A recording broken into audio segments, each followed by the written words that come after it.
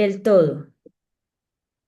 Un filósofo famoso defendía la opinión de que un burro situado justo en medio de dos montañas de heno se desprendían el mismo aroma y que ofrecían el mismo aspecto apetitoso, seguramente tenía que morirse de hambre por no poder decidirse por ninguna de ellas.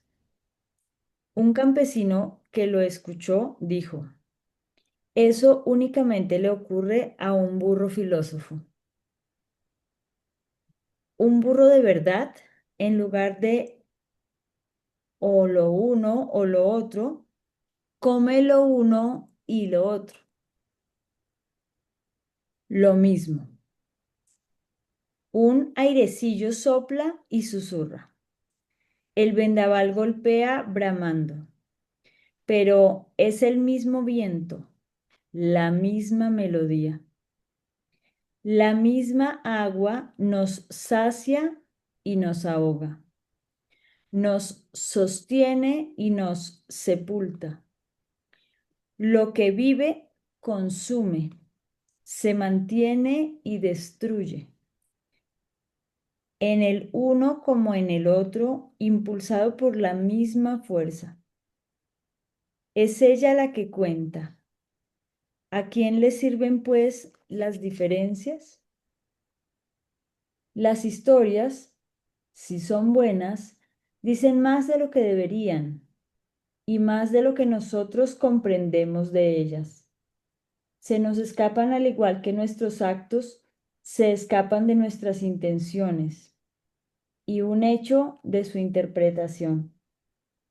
Por tanto, algunos al escuchar historias lo hacen como un hombre que por la mañana se va a la estación y coge un tren que le lleva a lugares lejanos.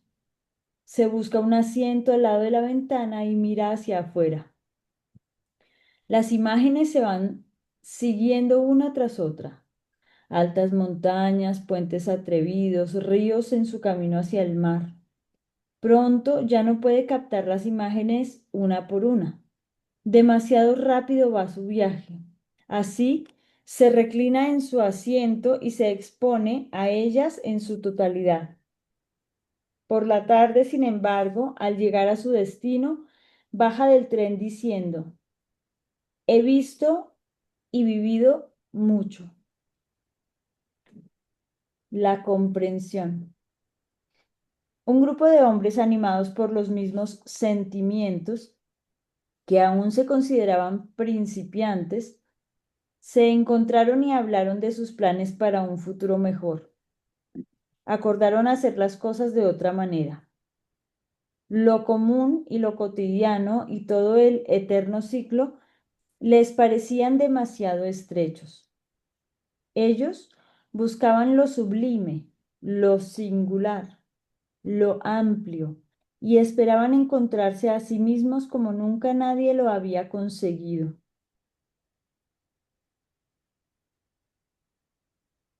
En su mente ya veían la meta conseguida, se imaginaban cómo sería, sentían cómo sus corazones latían de emoción y se impacientaban y decidieron actuar.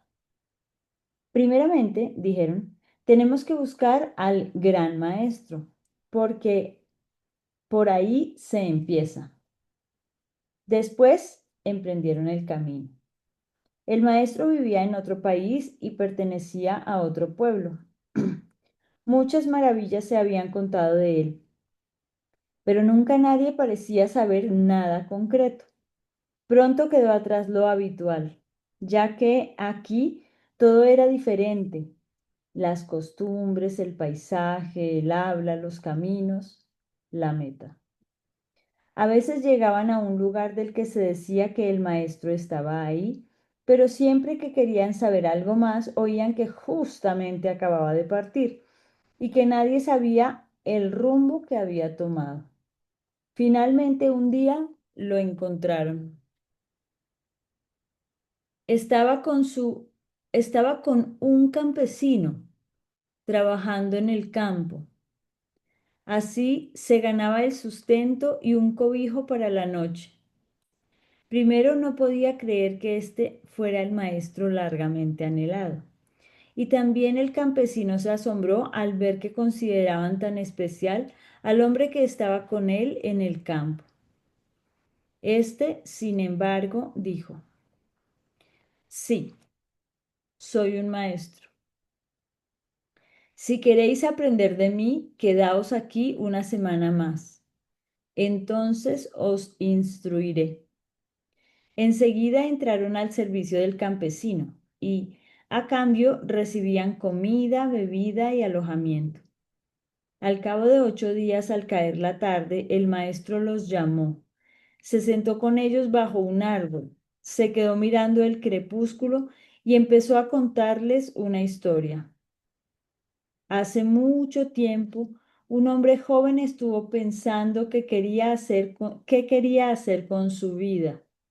Provenía de una familia distinguida. No conocía el apremio de la penuria y se sentía obligado a buscar lo sublime y lo mejor. Así dejó al padre y a la madre. Siguió a los ascetas durante 3 años. Luego también los dejó. Encontró después al Buda en persona y supo que tampoco eso le bastaba. Aún más alto quería llegar, hasta donde el aire se enrarece y respira con dificultad, donde nadie había llegado antes que él. Cuando por fin llegó, se detuvo. Se encontraba al final de aquel camino y vio que había sido un extravío. Ahora quiso tomar el rumbo contrario. Bajó, llegó a una ciudad, conquistó a la cortesana más bella, se hizo socio de un comerciante rico y pronto fue rico y respetado él mismo. Pero no había bajado a lo más profundo del valle, tan solo se movía en el borde superior para arriesgarse del todo, pero arriesgarse del todo le faltaba valor. Tenía una amante, pero no una mujer. Tuvo un hijo, pero no fue padre. Había aprendido el arte del amor y de la vida, pero no el amor y la vida mismos. Empezó a aborrecer lo que no había aceptado hasta que se cansó y también dejó aquello. Aquí el maestro hizo una pausa. Quizá reconozcáis la historia, dijo, y también sabéis cómo acabó. Se dice que el hombre, al final, se hizo humilde y sabio, amante de lo común. Pero, ¿qué es eso si en un principio se desaprovechó tanto? El que se fía de la vida no rehúye lo cercano para buscar un ideal lejano. Domina primero lo ordinario, ya que, de lo contrario, también lo extraordinario en su vida, suponiendo que exista, no es más que el sombrero de un espantapájaros. Se había hecho el silencio y también el maestro callaba.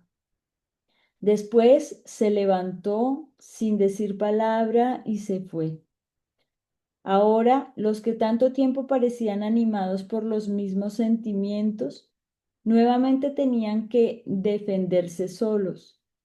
Algunos de ellos no querían creerse que el maestro los hubiera dejado y partieron a buscarlo de nuevo. Otros apenas eran ya capaces de distinguir entre sus deseos y sus miedos, y al azar tomaron cualquier camino. Uno, sin embargo, se lo pensó. Volvió de nuevo junto al árbol, se sentó y miró a lo lejos, hasta que en su interior se hizo la calma. Sacó de su interior aquello que lo acosaba y lo puso delante de sí, como quien después de una larga marcha se quita la mochila antes de descansar, y se sentía ligero y libre. Ahí estaba, pues, delante de él, sus deseos, sus miedos, sus metas, su necesidad real. y sin mirarlos más de cerca ni querer nada determinado, más bien como uno que se entrega a lo desconocido, esperaba que ocurriera como por sí solo, que cada cual encontrara el lugar que en todo le correspondía, según su propio peso y rango. No tardó mucho y se dio cuenta de que allá fuera se iba aclarando, como si algunos se marcharan a hurtadillas, como ladrones desenmascarados que se dan a la fuga, y comprendió aquello que había tenido por sus propios deseos, sus propios miedos, sus propias metas. Todo aquello no le había pertenecido nunca. Todo eso venía de otra parte totalmente distinta y tan solo se había anidado en su vida. Pero ahora su tiempo había acabado. Parecía moverse aquello que aún quedaba delante de él. Volvía a él aquello que realmente le pertenecía, y cada cual ocupaba su justo lugar. Fuerza se reunía en su centro y finalmente reconoció su propia meta, la meta que a él le correspondía. Aún esperó un poco hasta sentirse seguro. Después se levantó y se fue. La plenitud. Un joven preguntó a un anciano, ¿qué te distingue a ti, que ya casi fuiste de mí, que aún seré?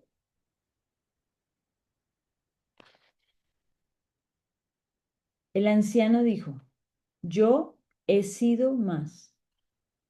Bien, es verdad que el día joven que llega parece más que el viejo, ya que el viejo antes que aquel ya fue. Pero también él, aunque aún esté por venir, tan solo puede ser aquello que ya fue y se hace más, cuanto más haya sido también él. Como en su tiempo el viejo, también él al principio sube bruscamente hacia el mediodía. Alcanza el cenit aún antes del pleno calor y así aparece, se mantiene un tiempo en la cúspide, después tanto más cuanto más tarde, y como si su peso creciente lo arrastrara, se inclina profundamente hacia la tarde y queda completo en cuanto, al igual que el viejo, haya sido del todo. Pero aquello que ya fue no está pasado, permanece porque ha sido, actúa aunque fue, y aún aumenta por lo nuevo que le sigue, ya que, como una gota redonda de una nube que pasó, aquello que ya fue se hunde en un mar que pertenece. Solo aquello que nunca pudo ser nada porque lo dejamos pasar sin experimentarlo, lo pensamos sin hacerlo y lo desechamos, pero no lo pagamos como precio por aquello que elegimos. Aquello está pasado. De ello no queda nada. El Dios del tiempo justo, por lo tanto, se nos presenta como un joven que lleva un mechón delante y una calva detrás. Por delante podemos asirlo por el mechón, por detrás tan solo cogemos el vacío. El joven preguntó, ¿qué debo hacer para que de mí se haga lo que tú ya fuiste? El anciano dijo, sé.